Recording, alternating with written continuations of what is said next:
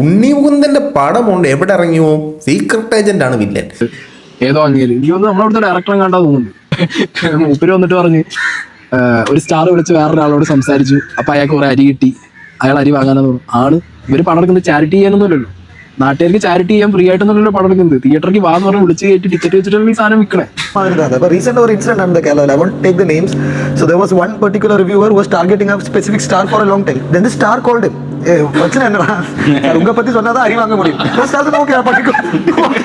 ഒരു പുള്ളി ഒരു ബണ്ണ് കടിച്ചു പറിച്ചു. ആ ബണ്ണിനെ ക്രിയാത്മകമായി ചെവിയുമായി പുള്ളി താരതമ്യം ചെയ്തു. ഞാൻ ബണ്ട് മാത്രല്ല, ഞാൻ മനുഷ്യന്റെ ചെവി അടിച്ച് പറിക്കാറുണ്ട്, പിന്നെ ഞാൻ മൂക്ക് അടിച്ച് പറിക്കാറുണ്ട്. എന്തായിരുന്നു അഭിപ്രായം എന്റെ റിവ്യൂനെ കുറിച്ച്? ആ ഓക്കെ, സർക്കാസം തെറ്റാണോ?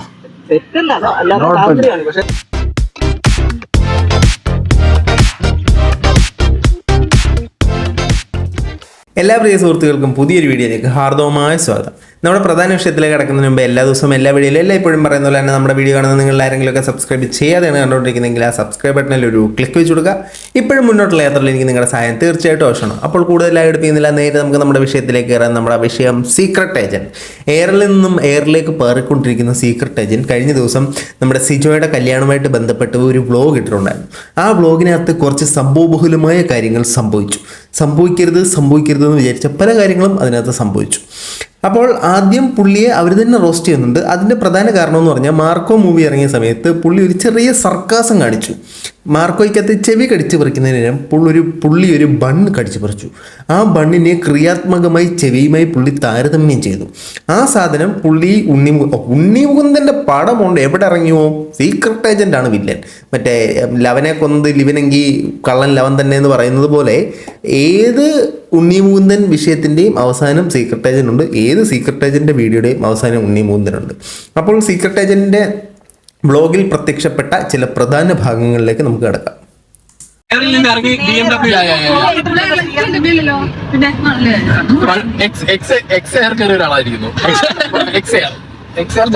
പക്ഷെ നീ ആരും താഴെ ഇറങ്ങുന്നില്ലല്ലോ. ഇല്ല, ഞാൻ വീഡിയോ കാണാൻ പോകണേ, സ്ഥലം പഠിക്കാൻ പോകാൻ. മറ്റേ മീശവാദന്റെ അകത്ത് പറയുമല്ലോ, നീ എപ്പോഴാണ് ആ ആകാശത്തു നിന്ന് താഴോട്ട് ഇറങ്ങുന്നത്, നീ എന്തെങ്കിലും ഭൂമിയിലേക്ക് ഇറങ്ങും. അതേപോലെ ബിഗ് ബോസിൽ നിന്ന് ഇറങ്ങി അന്ന് മുതൽ സീസൺ വൈസ് എല്ലാ ദിവസവും എന്തെങ്കിലും പ്രശ്നമായിട്ട് സീക്രട്ട് ഏജന്റ് ഡയറി തന്നെ ഉണ്ട്. ആ പറഞ്ഞത് പുള്ളി അവിടെ ഒരു വീട് സ്ഥലവും മേടിക്കുന്നത് എന്തുകൊണ്ടും അനുയോജ്യമാണ്.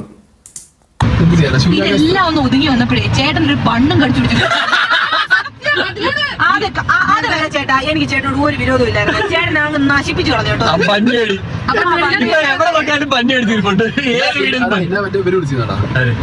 ഈ പ്രമുഖ ബ്രാൻഡ് പറയുന്നില്ല. ശരിക്കും ആ ബണ്ണിന്റെ ആവശ്യമില്ലായിരുന്നു. അത് ഈ പുള്ളിക്ക് നന്നായിട്ട് അറിയാം. ഉണ്ണി മുകുന്ദൻ്റെ ഒരു പടത്തിനെ പുള്ളി റിവ്യൂ ചെയ്ത് കഴിഞ്ഞാൽ സ്വാഭാവികമായിട്ടും ആൾക്കാരത് മറ്റേ ചീത്തവിളി പ്രശ്നമായിട്ട് കൊണ്ടിട്ട് ലിങ്ക് ചെയ്യുമെന്ന്. അപ്പോൾ പുള്ളിക്ക് അറിയാം ഈ ബണ്ണ് സാധനം ക്ലിക്കാകും, വ്യൂ കിട്ടും. വ്യൂ അരിയാണല്ലോ, അരി ഇപ്പം മാറി, ഇപ്പം അരിയണ്ണല്ല, ഇപ്പോൾ ബണ്ണണ്ണൻ അറിയാം അത് ഹിറ്റാവും എന്നുള്ള കാര്യം. അണ്ണൻ അത് തന്നെ ചെയ്തത്. അണ്ണൻ നിങ്ങൾ ചിന്തിക്കുന്ന പോലെ മണ്ടനൊന്നും അല്ല, അണ്ണൻ ബുദ്ധിപരമായി നീങ്ങിയതാണ്. അണ്ണൻ നല്ല ഉറപ്പായിരുന്നു ആ സാധനം കയറി കൊളുത്തു വന്നു. അതിനുവേണ്ടി തന്നെയാണ് പുള്ളി ഇത് ചെയ്തത്.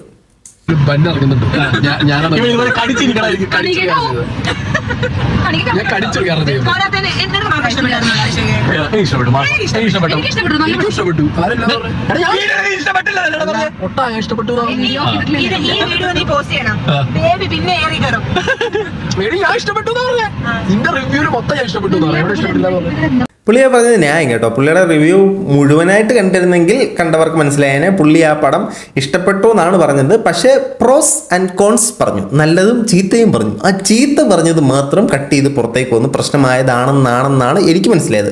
കാരണം ഞാൻ പുള്ളിയുടെ എല്ലാ വീഡിയോസും കാണുന്നതാണ്, ഈ വീഡിയോയും ഞാൻ കണ്ടതാണ്, അതിനുശേഷം പുള്ളിയുടെ എക്സ്പ്ലനേഷൻ വീഡിയോയും ഞാൻ കണ്ടതാണ്. അപ്പോൾ പുള്ളി അതിനകത്ത് ഒരു 80% കൊള്ളാം എന്ന് തന്നെയാണ് പറഞ്ഞത്. എന്നാലും പോരായ്മ പറയണ്ടേ എന്ന് കരുതി പുള്ളി കുറച്ച് പോരായ്മയും കൂടെ പറഞ്ഞു. ഇല്ലടാ, ഞാൻ പറഞ്ഞടാ. ഇതേപോലെ പകുതി കേട്ട് വന്നവരാണ് ഇവർ. ഞാൻ ഇവന്റെ ഇൻസ്റ്റയിൽ ഷോർട്സ് ആണ്.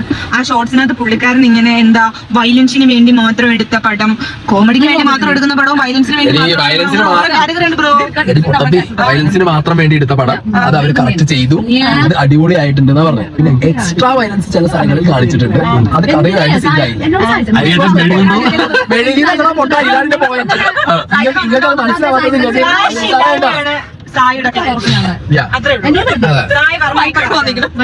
എല്ലാം ഓക്കെ. ബണ്ണ് കടിച്ചിട്ട് പിന്നെ ഞാൻ കണ്ടു പഠിച്ചു പിടിച്ചത് എനിക്ക് ഹൈ ഇരുന്നിട്ടാ, കണ്ട് ഹൈ ആയിപ്പോയി. ഇനി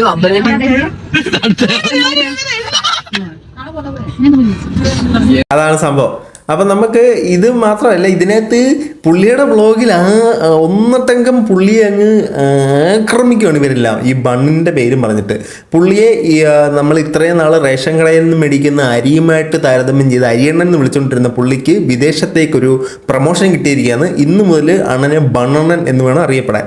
അതിനുശേഷം രണ്ടാമത് ഇവർ ഹോട്ടലിൽ പോയി ഫുഡ് കഴിക്കാൻ നേരം ഫുഡ് അവിടെയും പ്രത്യക്ഷപ്പെട്ടു നമ്മുടെ ബണ്ണ്. നമുക്ക് കേൾക്കാം. ഫുഡ് ചോദിച്ചു ഓർഡർ എടുക്കുമ്പോ ഇങ്ങനെ പറയാവേ ഫുഡ് എടുത്തോളൂ, എനിക്ക് പണ്ട് വന്നിട്ട് തിന്നണ ആളാണെന്ന് പറഞ്ഞു. പണ്ട് തിന്നണ പോലെ ചേട്ടൻ ഞാൻ പണ്ട് മാത്രമല്ല, ഞാൻ മനുഷ്യന്റെ ചെവി അടിച്ച് പറിക്കാറുണ്ട്, പിന്നെ ഞാൻ മൂക്ക് അടിച്ച് പറിക്കാറുണ്ട്. ഞാൻ നരഭൂജിയാണ് guys. I am the most violent YouTuber. എന്റെ ആര് എന്റെ ഉണ്ടോ? ഓ, ഏത് ഏട്ടൻ വേണമെങ്കിലും വയ്ക്കോ, ഇവിടെ ഓവർ റൂം കൊടുക്കും പോകരുത്. അത്രയാണ് എനിക്ക് പറയാം. അത് നമുക്കുണ്ട്. അപ്പോൾ ഇവിടെയും പുള്ളി ഈ ഒരു വിഷയം തന്നെയാണ് പറയുന്നത്. ബണ്ണുമായിട്ട് ബന്ധപ്പെടുന്നു, പുള്ളി ചെവി കടിച്ചു പറിക്കുന്നൊക്കെ പറഞ്ഞ് വീണ്ടും കുറച്ച് സർക്കാസം എടുത്തിടുന്നു. ഇതും ചിലപ്പോൾ ഹിറ്റടിക്കാൻ സാധ്യതയുള്ളൊരു സാധനമാണ്. കാരണം ഇത് സിജോയുടെ മാരേജിന് പോകുന്ന സമയത്ത് ആ വഴി നടന്നൊരു സംഭവമാണ് ഈ കാണിക്കുന്നത്. അപ്പോൾ ഇതുമായിട്ട് ബന്ധപ്പെട്ട് സംസാരിച്ച കുറച്ച് കാര്യങ്ങൾ നമുക്ക് കേട്ടു നോക്കാം. അവിടെ ചെന്ന് കഴിഞ്ഞപ്പോഴത്തേന് സീക്രട്ട് ഏജൻറ്റിനെ കണ്ടപ്പോൾ സ്വാഭാവികമായിട്ട് ഉണ്ണിമുകുന്ദൻ്റെ പടം ഇറങ്ങുമ്പോൾ സീക്രട്ട് ഏജൻറ്റ് ഇല്ലാതെ എന്ത് ഉണ്ണിമുകുന്ദൻ്റെ പടം. ആൾക്കാർ ഈ സാധനം വൈറലായതുകൊണ്ട് പുള്ളിയുടെ ബൈറ്റ് എടുക്കാൻ പോയി ചോദിച്ചു. പുള്ളി ബൈറ്റ് കൊടുത്തു. പുള്ളി കൊടുത്ത ബൈറ്റ് നമുക്കൊന്ന് കേൾക്കാം. 150-200 ഞാൻ കൊടുക്കണ്ടല്ലോ, അതുകൊണ്ട് കിട്ടുന്ന സിനിമാക്കാർക്ക് കിട്ടണമെങ്കിൽ കിട്ടിക്കോട്ടെ. അതായത് അറിയാത്തവർക്ക് വേണ്ടി പറയാം, പുള്ളി ഉണ്ണിമുകുന്ദനുമായിട്ടൊരു മാളികപ്പുറം പടം ഇറങ്ങിയ സമയത്തൊരു തർക്കം നടന്നിരുന്നു. ഉണ്ണിമുകുന്ദൻ ഇദ്ദേഹത്തെ വിളിച്ച് സംസാരിച്ചിരുന്ന സമയത്ത് പുള്ളി ലാസ്റ്റ് പറഞ്ഞ് അവസാനിപ്പിച്ചത് ഞാൻ അരി വാങ്ങാനായിട്ടാണ് വീഡിയോ ചെയ്യുന്നതെന്ന് പറഞ്ഞു. അതിനെ കൗണ്ടർ ചെയ്തിട്ടാണ് പുള്ളി ഇപ്പോൾ പറയുന്നത്, സിനിമാക്കാരും എൻ്റെ 150 രൂപ ഉണ്ടല്ലോ അവർ വഴി മേടിക്കുന്നത്, ഉണ്ണിമുകുന്ദനെ വിറ്റിട്ടാണല്ലോ ഞാൻ അരി മേടിക്കുന്നത്, സീക്രട്ട് ഏജൻറ്റിനെ വിറ്റിട്ടാണല്ലോ ഞാനിപ്പോൾ അരി മേടിക്കാൻ പോകുന്നത്. ഓക്കെ, ഈ എല്ലാത്തിലും വരുന്നത് ഈ മാർക്കോയ്ക്കെതിരെ നെഗറ്റീവ് പറഞ്ഞ് സായി എയറിലാണ് എന്നൊക്കെയാണ് വരുന്നത്. അതിന്റെ ഒരു സത്യാവസ്ഥ എന്താണ്? മാർക്കോയ്ക്കെതിരെ നെഗറ്റീവ് ആണ് പറഞ്ഞത് സായി. സിനിമയിലുള്ള എനിക്ക് ഇഷ്ടപ്പെടാത്ത കുറച്ച് ഭാഗങ്ങൾ ഇഷ്ടപ്പെട്ടു എന്നാണ് ആ റിവ്യൂവിനകത്തൊരു 80% പറഞ്ഞു. അല്ലാതെ ഞാൻ അതിനകത്ത് ഞാൻ പടം ഇഷ്ടപ്പെട്ടു എന്ന് പറഞ്ഞ ഒരാളാണ്. ഞാൻ നോക്കുമ്പോൾ ഞാനാണ് അത് ആദ്യം പറഞ്ഞത്, ബെഞ്ച് മാർക്ക് ആയിരിക്കും. ലാസ്റ്റ് വന്നു നോക്കുമ്പോൾ ഞാൻ ഇവനാണ് പറഞ്ഞത്. റിവ്യൂ കണ്ട ആരും ഇല്ല കൂട്ടത്തിൽ. എന്തായിരുന്നു അഭിപ്രായം എന്റെ റിവ്യൂനെ കുറിച്ച്? ഓക്കെ, സർക്കാസം തെറ്റാണോ? ചേട്ടാ അരി വറക്കുന്നു. അതാണ് പ്രശ്നം, സായി ചെയ്തതുകൊണ്ട് മീനിങ് വേറെ. അതാണ് അതിനകത്ത് പോയിന്റ്. സായി ചെയ്തതുകൊണ്ടാണ് അത് പ്രശ്നമായത്. ഇവർ തമ്മിൽ ഓൾറെഡി ഉണ്ണിമുകുന്ദനും സീക്രട്ട് ഏജൻറ്റും തമ്മിൽ ചകട ആ ചകടയുമായിട്ട് ബന്ധപ്പെട്ട് സീക്രട്ട് ഏജൻറ്റ് ഈ പടത്തെ റിവ്യൂ ചെയ്തതാണ് ഇത്ര വലിയ പ്രശ്നമായത്. പക്ഷേ എനിക്ക് പുള്ളിയുടെ പ്രസൻസ് ഓഫ് മൈൻഡ് ഇഷ്ടപ്പെട്ടു കേട്ടോ. പെട്ടെന്ന് ഫോൺ എടുത്ത് തിരിച്ചിട്ട് ചേട്ടാ പറയൂ, റിവ്യൂ കണ്ടു, എന്താണ് ബണ്ണ് നല്ലതാണോ, ഇപ്പോൾ സർക്കാസം നല്ലതല്ലേ, അത് കൊള്ളാം, നൈസായിരുന്നു. അത് ഉണ്ണിമുകുന്ദന് മുമ്പ് ഒരു ഇഷ്യൂ ഉള്ളതുകൊണ്ടാണ്. അതുകൊണ്ടാണ്, വേറെ ഒന്നുമല്ല. പിന്നെ ഈ പറഞ്ഞ പോലെ എന്തെങ്കിലും ഒരു കോൺട്രവേഴ്സി ക്രിയേറ്റ് ആകുമ്പോൾ പടം ഷൂട്ട് ചെയ്ത് പോകും. ഇപ്പൊ ഞാൻ നോക്കുന്ന സമയത്ത് തമിഴ് ചാനലിൽ വന്നിരുന്നിട്ട് ഏതോ അങ്ങേര് എനിക്ക് തോന്നുന്നു നമ്മളവിടുത്തെ ഡയറക്ടറെ കണ്ടാ തോന്നുന്നു, മറ്റേ കുഴിയിലൂടെ പടം എടുത്ത അങ്ങനെയാണ്. ഞാൻ പടമൊന്നും പറയുന്നില്ല. മൂപ്പര് വന്നിട്ട് പറഞ്ഞ് ഒരു സ്റ്റാർ വിളിച്ച് വേറൊരാളോട് സംസാരിച്ചു, അപ്പൊ അയാൾക്ക് കുറെ അരി കിട്ടി, അയാൾ അരി വാങ്ങാനെന്ന് പറഞ്ഞു. ഇവര് പടം എടുക്കുന്നത് ചാരിറ്റി ചെയ്യാനൊന്നുമല്ലല്ലോ, നാട്ടുകാർക്ക് ചാരിറ്റി ചെയ്യാൻ ഫ്രീ ആയിട്ടൊന്നുമല്ലോ പടം എടുക്കുന്നത്. തിയേറ്ററിലേക്ക് വാന്ന് പറഞ്ഞ് വിളിച്ച് കയറ്റി ടിക്കറ്റ് വെച്ചിട്ടാണ് ഈ സാധനം വിൽക്കണേ. അപ്പൊ കണ്ട പ്രേക്ഷകന്റെ അഭിപ്രായം പറയാം, അതിൽ തെറ്റൊന്നുമില്ല. അതാണ് ഞാൻ എന്റെ കാര്യം പറയുന്നു, എന്റെ ഒപ്പീനിയൻ പറയുന്നു, ഞാൻ പോകുന്നു. ഇതിപ്പോ തെറ്റായിട്ട് അങ്ങനെ കാണാതിരിക്കും. ഞാൻ എന്റെ ഒപ്പീനിയൻ കഴിഞ്ഞിട്ട് എനിക്ക് എന്റെ ഫാൻസ് ഉണ്ടെങ്കിൽ തന്നെ ഞാൻ വീഡിയോയുടെ ലാസ്റ്റ് എന്താ പറയുക, എല്ലാ റിവ്യൂവിന്റെ അവസാനം നിങ്ങൾ പടം കാണണം. അപ്പൊ എന്റെ ഫാൻസ് കാണില്ല വേണ്ടേ, ഇറക്കി തിയേറ്ററിൽ കയറാൻ വേണ്ടേ.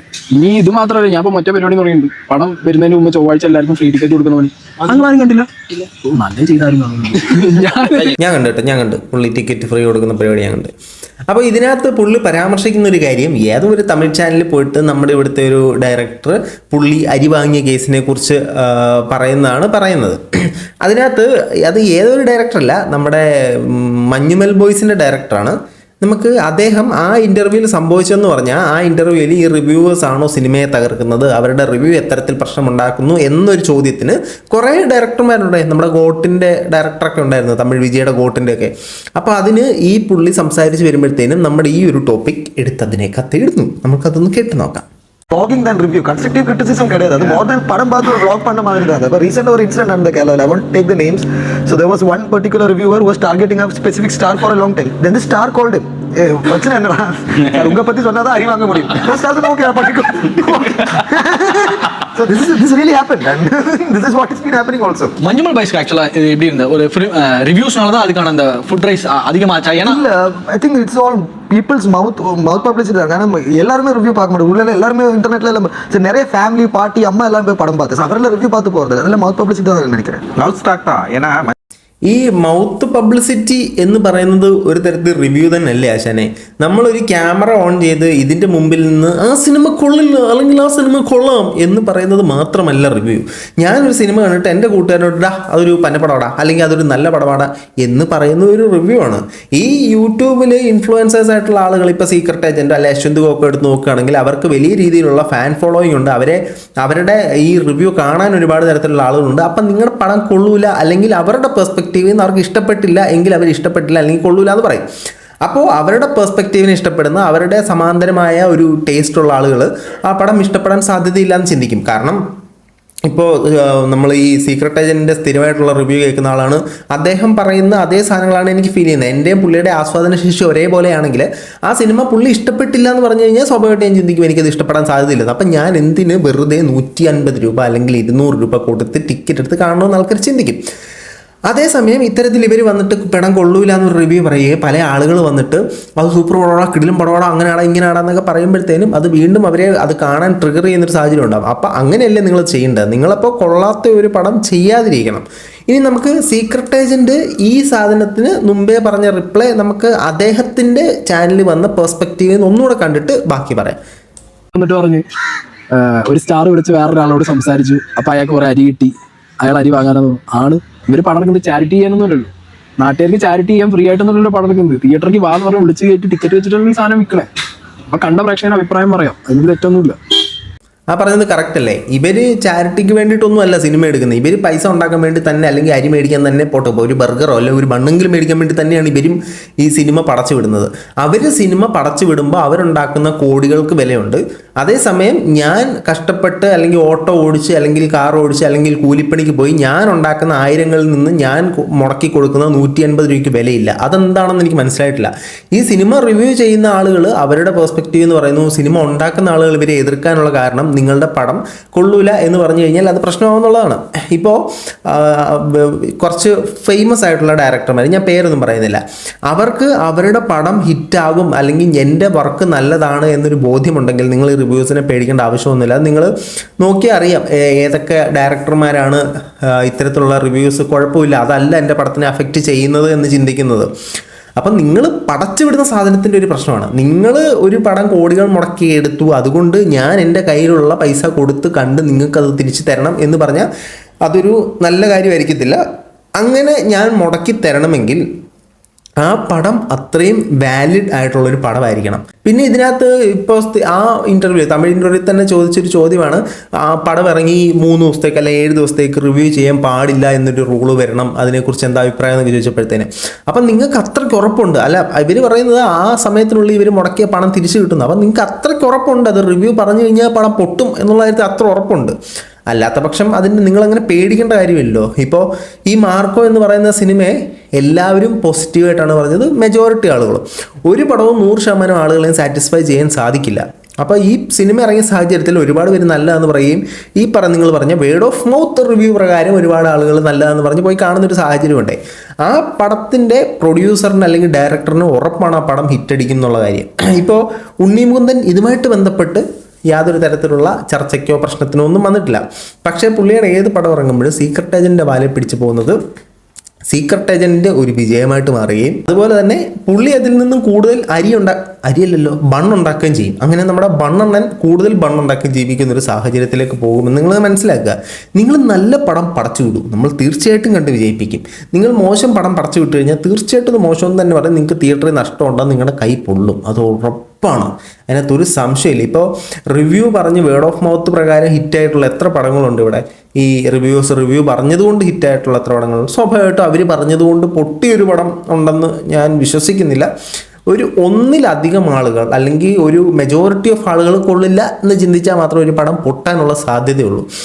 ഈ പ്രൊഡ്യൂസറിൻ്റെ പേഴ്സ്പെക്റ്റീവിൽ നിന്ന് മാത്രം ചിന്തിക്കുന്നതിനോട് എനിക്ക് താല്പര്യമില്ല. അവരുടെ കയ്യിലൊരു 100 കോടിയുണ്ട്, അതിൽ നിന്ന് അവർ 15 കോടി മുടക്കി ഒരു പടം പിടിച്ചു, അത് നമ്മൾ തിരിച്ചു കൊടുക്കണമെന്ന് പറയുമ്പോൾ എൻ്റെ കയ്യിലൊരു 10,000 രൂപയുണ്ട്, അതിൽ നിന്ന് ഞാൻ ഒരു 500 രൂപ മുടക്കി സിനിമ കണ്ട് അവനെ ഉത്തേജിപ്പിക്കണം എന്ന് ചിന്തിക്കുന്ന ശാസ്ത്രത്തിലും എനിക്ക് പിടിയില്ല.